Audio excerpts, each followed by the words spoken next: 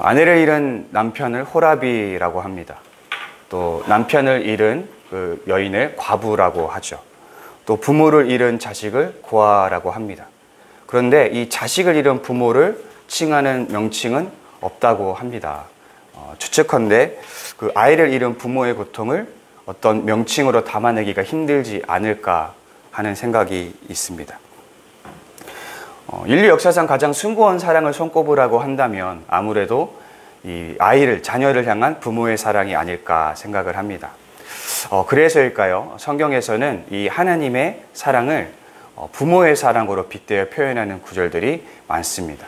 그만큼 이 이스라엘을 향한 하나님의 사랑이 부모의 헌신적이고 그 숭고한 사랑을 닮아있기 때문이라고 생각이 듭니다. 오늘 본문은 그런 이스라엘을 향한 하나님의 눈물겨운 사랑과 이에 대한 이스라엘의 그 패역함을 대조시키고 있습니다.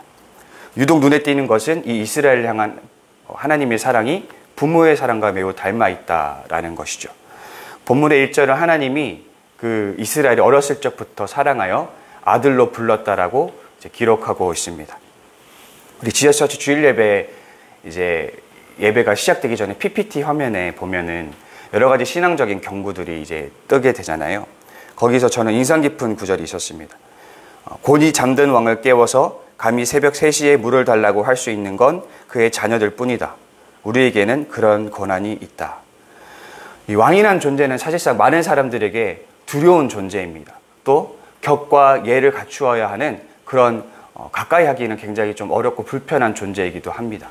그런데 그런 왕에게 아무런 제약도 없이 아무런 격도 예도 갖출 필요 없이 나아갈 수 있는 존재가 있다면 바로 그의 자녀들일 것입니다. 하나님은 우리를 그런 아무런 격과 예가 없는 아무런 제한도 아무런 한계도 없는 그런 관계로, 그런 친밀한 관계로 우리를 부르셨다라는 것입니다. 또 하나님은 친히 우리에게 걸음을 가르쳐 주시는 아버지와 같이 그런 사랑을 우리에게 쏟아 부어 주셨습니다. 또 품에 안아서 기르는 어머니의 사랑과 같이 그런 사랑을 우리에게 부어 주셨습니다. 특별히 우리가 4절을 보면 4절 세번역에서는 이렇게 이야기하고 있습니다. 이스라엘은 이집트 땅으로 되돌아가게 될 것이다. 죄송합니다. 4절. 나는 인정의 끈과 사랑의 띠로 그들을 묶어서 업고 다녔으며 그들의 목에서 멍에를 벗기고 가슴을 헤쳐 젖을 물렸다. 하나님께서 이스라엘을 어떻게 먹이셨냐면 그 부모, 그 어머니가 가슴을 헤쳐 젖을 물리는 것처럼 그렇게 이스라엘을 먹였다라는 기록을 우리가 볼 수 있는데, 이처럼 하나님의 사랑이 그 아버지와 어머니의 헌신적인 사랑을 매우 닮아 있다라는 것입니다. 제가 결혼 전에 이제 어떤 부모가 이제 아이의 똥 기저귀를 가는 것을 본 적이 있었습니다. 그때 든 생각은 어떻게 저렇게까지 할 수 있을까라는 생각이 들면서 조금 거북한 느낌이 들었었습니다. 그러니까 똥이 더럽잖아요. 냄새도 나고. 그런데 제가 이제 부모가 되어서 제가 똑같이 그 입장이 되다 보니까 그게 그냥 당연하게 자연스럽게 하게 되더라고요. 인상을 찌푸리면서 하는 게 아니라 기쁨으로 그 기저귀를 갈게 되더라고요. 부모가 된다는 것은 손에 똥 묻혀가며 기저귀를 가는 것입니다. 부모가 된다는 것은 아이의 사랑스러운 면모만이 아니라 아이의 사랑스럽지 않은 모습까지도, 아이의 그런 더러운 모습까지도 다 보듬어 안는 것입니다. 똥 기저귀만 가는 것뿐만 아니라 우리가 그 아이가 밤에 부모가 잠을 들기 어려울 만큼 계속 지속적으로 울어댈 때, 또 부모의 말을 듣지 않고 때를 쓰며 부모의 마음을 아프게 할 때 같은 이렇게 보듬기 힘든 순간들도 부모는 보듬는 것입니다. 오늘 이스라엘은 하나님의 헌신적인 사랑에도 불구하고 그분께 불선한 모습을 줄곧 보여주고 있습니다. 그럼에도 불구하고 하나님이 이 이스라엘에게 분노하시면서도 이스라엘을 참아내 버리지 못하십니다. 9절을 보면 이렇게 이야기합니다. 에브라임이여 내가 어찌 너를 놓겠느냐, 이스라엘이여 내가 어찌 너를 버리겠느냐, 내가 어찌 너를 아드마같이 놓겠느냐, 어찌 너를 스보임같이 두겠느냐. 여기서 아드마와 스보임은 이 소돔과 고모라가 멸망할 때 함께 멸망당했던 성읍입니다.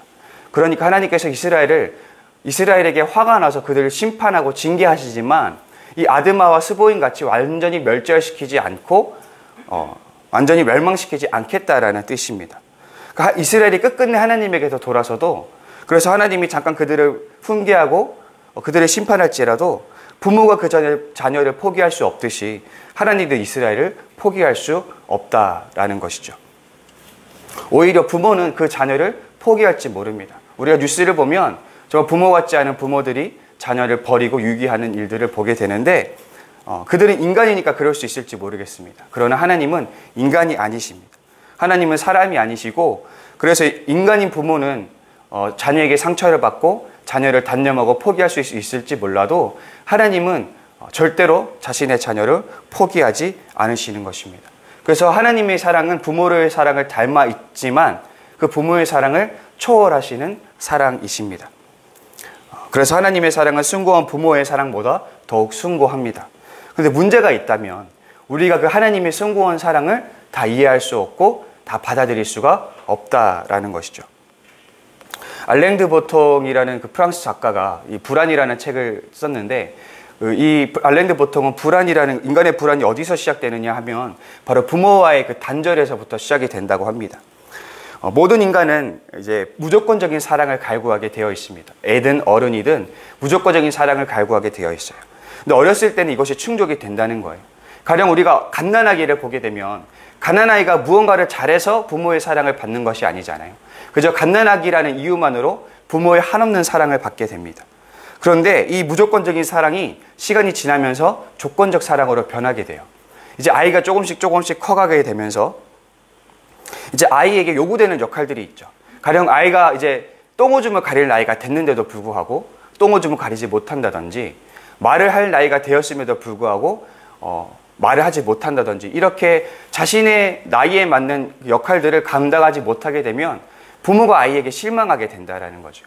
그러면 아이는 그 실망하는 부모의 모습을 보게 되면서 이제 어떤 생각을 하냐면, 이제는 내가 부모가 원하는 역할을 감당해야만이 부모의 사랑을 받게 되는구나 라는 생각을 하게 된다라는 거예요. 이제 더 자라서 더 성숙해지고 더 많은 역할들이 아이에게 요구되어질수록 아이는 이것을 더 많이 뼈저리게 느끼게 되는 것입니다. 그래서 사회에 나가서 세상을 경험하면서 결국에는 조건 없는 사랑은 존재하지 않는다라는 것을 깨닫게 되는 것입니다. 이렇게 인간은 조금씩 커가면서 사랑에도 자기 증명이 필요한 것이구나, 사랑에도 조건이 필요한 것이구나라는 것을 몸소 깨닫게 되는 것입니다. 어쩌면 여기 있는 모두가 그런 과정을 겪었을지도 모르겠습니다. 그래서 우리 그리스도인들조차도 하나님의 사랑을 곧잘 오해하게 됩니다. 하나님의 그 무조건적인 사랑도 조건적 사랑으로 자꾸 받아들이게 되는 것입니다. 내가 이런 실수를 저질렀으니까 하나님이 나를 싫어하실 거야. 나는 매번 예배의 자리도 지키지 못하고 말씀도 기도도 제대로 하지 못하니까 하나님께서 나를 한심하게 여기실 거야. 내가 죄를 지었으니까, 하나님께 불순종했으니까 하나님이 나에게 분노하실 거야. 이렇게 생각한다라는 것이죠. 그래서 자기 증명을 하지 못하면 하나님의 사랑을 받지 못할 것이라는 생각을 한다라는 것이죠. 마치 내가 하나님에게 무언가를 해야만이, 하나님의 조건을 충족해야만이 하나님의 사랑을 받을 수 있다라고 착각하는 것입니다. 그래서 더 열심히 하지 않으면, 더 노력하지 않으면 하나님의 사랑을 받을 수 없다고 생각하는 것이죠. 자꾸 그 무조건적인 하나님의 사랑 앞에서 자꾸 자격을 말하게 되고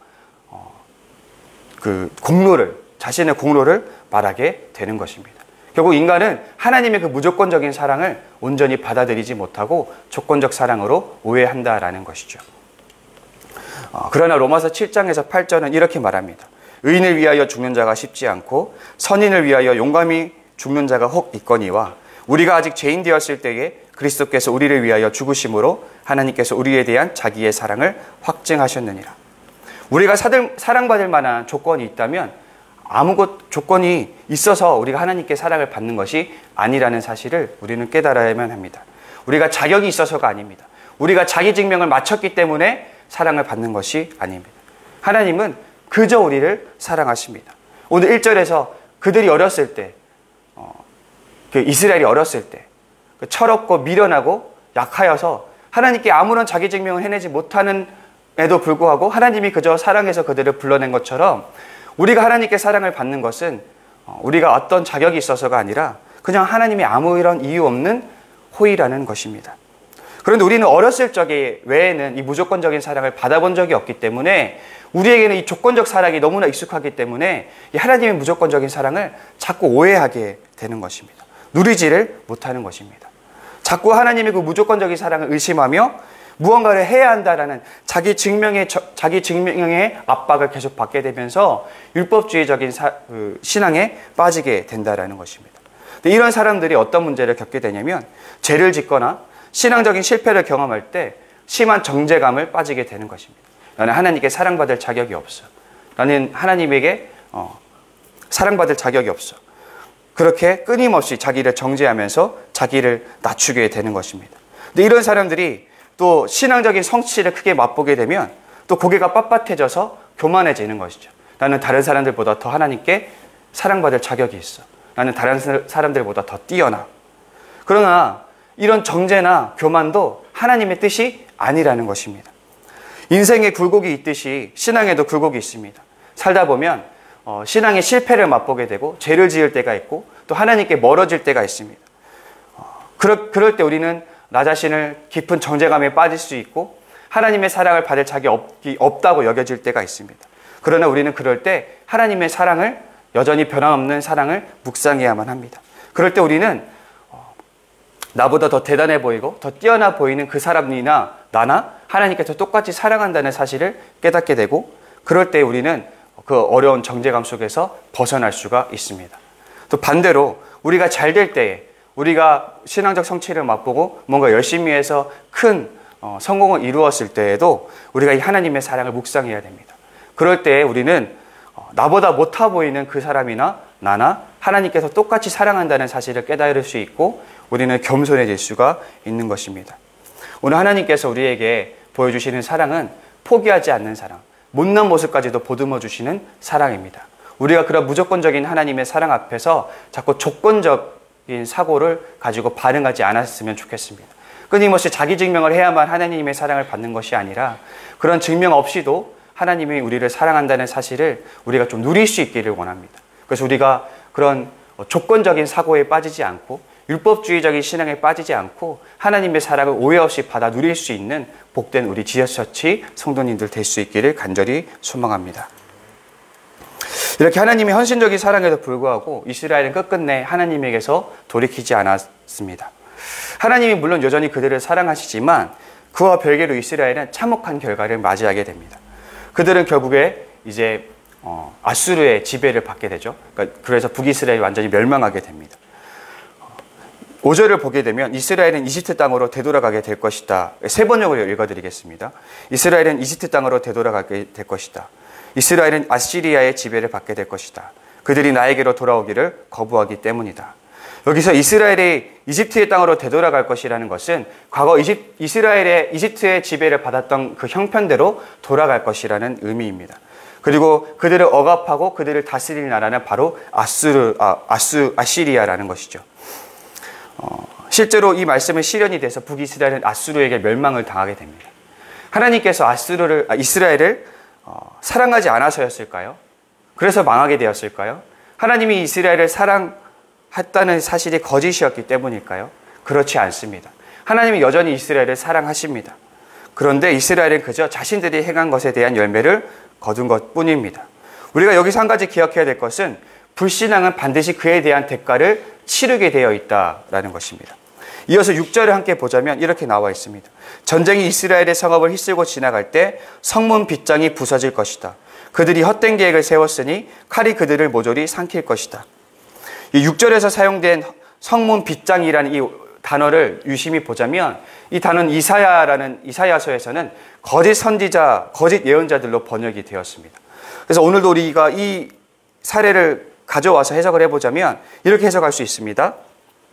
전쟁이 이스라엘의 성읍을 휩쓸고 지나갈 때 거짓 예언자들이 이제 파멸될 것이다. 그들이 헛된 계획을 세웠으니 칼이 그들을 모조리 삼킬 것이다.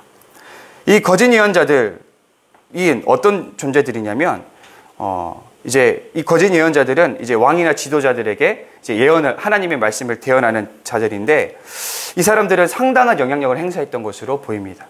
그래서 이들이 헛된 계획을 세웠다라는 표현은 아마 그들이 이 국가의 외교적인 그런 계략들, 전략들의 상당 부분 그들이 관여했다라고 우리가 시사하고 있다는 것을 볼 수 있다는 것이죠. 그러나 그들의 계획은 매우 부적절한 계획이었던 것으로 보입니다. 사실 거짓 예언자들의 특징은 하나님의 말씀을 대언한다기보다는 그 왕들이 듣기 좋은 소리, 백성들이 듣기 좋은 소리를 하는 특징들이 있습니다. 따라서 그들이 세운 계획은 하나님의 뜻과는 상반되는 계략일 것이 분명합니다. 이스라엘은 당연히 하나님 말씀에 귀를 기울여야 했지만 이 미련한 거짓 선지자들의 계략에 따랐습니다. 본문은 거짓 선지자들이 헛된 계획을 세운 거로 칼이 그들을 삼킬 것이라고 경고했습니다. 결국 이스라엘이 멸망당한 것은 그들이 하나님의 뜻을 따르지 않고 거짓 예언자들의 허무맹랑한 계략을 따랐기 때문입니다. 결국 그들 스스로의 선택 때문에 그들은 멸망하게 되었다는 것이죠.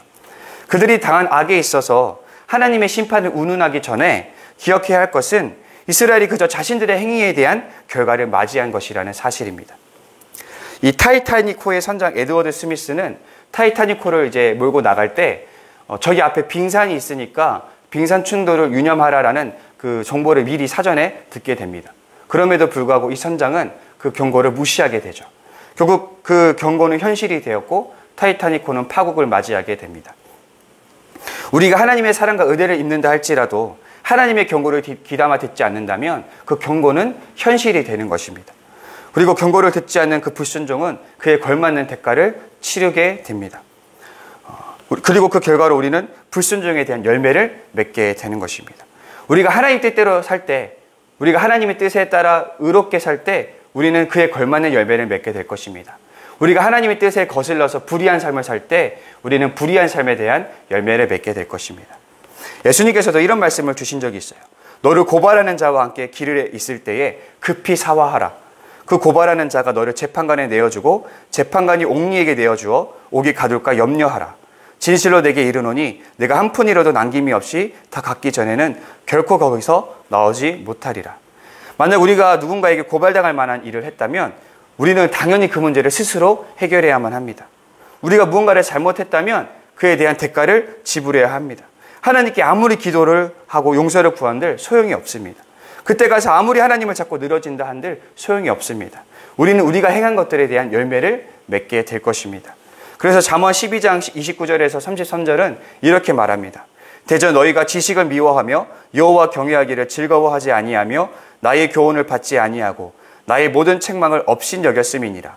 그러므로 자기 행위의 열매를 먹으며 자기 꾀에 배부르리라.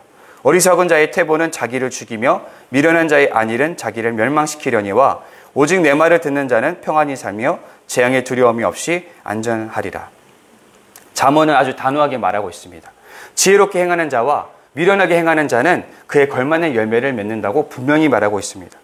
누구든지 자신이 뿌린 대로 거두게 되는 것입니다. 우리가 하나님 뜻대로 살지 않을 때 하나님께서 우리를 심판하신다고 우리는 말합니다. 물론 그럴 수 있습니다.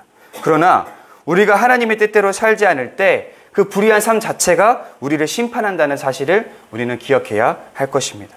불법을 행하는 자들은 그 불법의 열매를 먹게 됩니다. 이것은 너무나 자명한 이치입니다.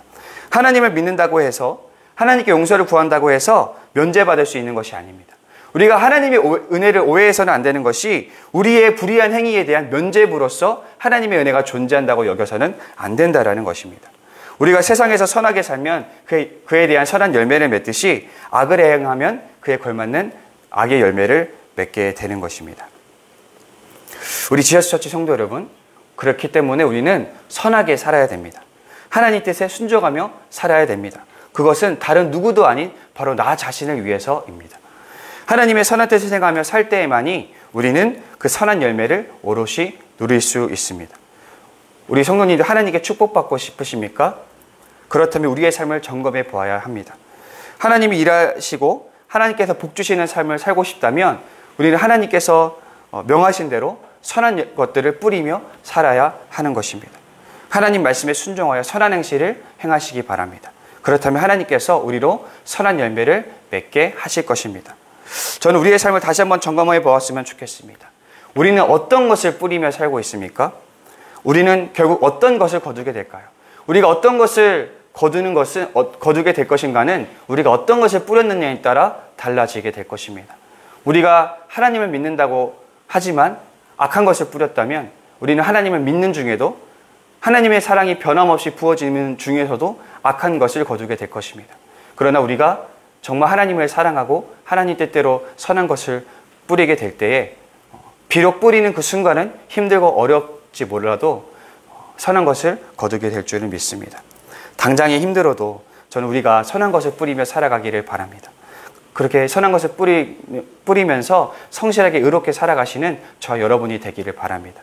그리하여서 그 추수 때 거두게 될 때 영광스러운 열매, 아름다운 열매를 거둘 수 있는 저와 우리 여러분 모두가 되기를 간절히 소망합니다. 우리 시간 기도하실 텐데요. 기도하실 때 우리가 함께 기도할 것은 우리가 고백 예배를 위해서 지금 계속 기도하고 있습니다. 우리가 이제 전도 물품도 이제 나누어줬고 작전 카드도 썼는데 하나님 우리에게 그 작정한 전도자들 기도했을 때 주님 그 귀한 열매를 맺을 수 있도록, 그래서 야외 예배 때 풍성한 열매를 맺을 수 있도록, 또 그 이후에 고백 예배들 2차례가 더 남아있는데 하나님께서 역사하셔서 정말 그 귀한 영혼들 한 영혼이라도 더 얻을 수 있는 귀한 시간들이 될 수 있도록 위해서 기도해 주시고, 또 그 외에도 우리가 또 하는 사역들, 우리 지하처치의 사역들 위해서 기도해 주시고, 또 우리 지체들 가운데 아픈 지체들이 있습니다. 그들을 위해서 기도해 주실 텐데 우리 주기도문으로 함께 기도를 마무리하고 함께 각자 개인의 기도의 시간으로 나아가도록 하시겠습니다. 함께 주기도문 고백하겠습니다.